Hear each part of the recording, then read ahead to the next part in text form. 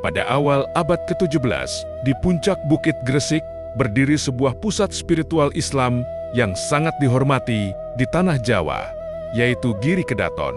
Tempat ini didirikan oleh Sunan Giri, dan selama lebih dari 1 abad menjadi sumber legitimasi spiritual bagi kerajaan-kerajaan di Nusantara. Pada tahun 1616, kepemimpinan Giri jatuh kepada Panembahan Ageng Giri, yang juga dikenal sebagai Sunan Giri ke-6. Ia adalah putra dari Panembahan Kawisgua dan cucu dari ulama besar yang memimpin Giri, sebelumnya Sunan Prapen. Di masa kepemimpinannya, situasi politik Jawa sedang berubah. Di pedalaman, bangkit kekuatan besar, yaitu Kesultanan Mataram yang dipimpin oleh Raja Ambisius, Sultan Agung.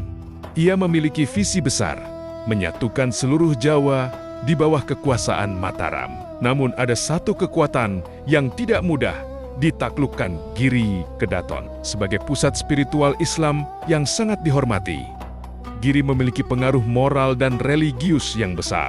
Ketika Panembahan Giri tidak bersedia memberikan baiat kepada Sultan Agung, hal ini dianggap sebagai tantangan langsung terhadap kekuasaan Mataram. Pada tahun 1635, Sultan Agung akhirnya mengirim ekspedisi militer besar untuk menundukkan Giri.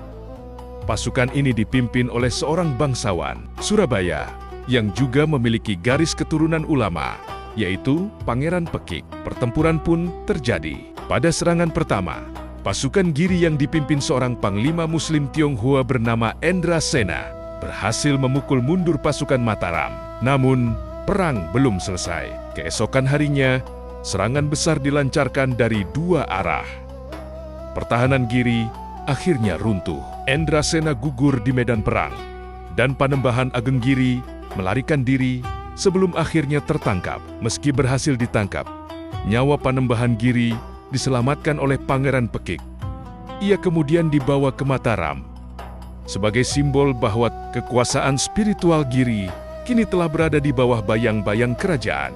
Peristiwa tahun 1636 ini menandai berakhirnya kedaulatan Giri Kedaton sebagai pusat spiritual independen. Panembahan Ageng Giri wafat dalam pengasingan di wilayah Mataram. Namun sejarah tidak menghapus jejaknya. Keturunan Giri akhirnya kembali ke Gresik, meskipun bukan lagi sebagai pemimpin spiritual, melainkan sebagai penjaga makam leluhur mereka. Kini, makam Panembahan Ageng Giri masih dapat diziarahi di kawasan Giri, Gresik. Kisahnya menjadi pengingat tentang sebuah masa ketika kekuasaan spiritual dan kekuasaan politik saling berhadapan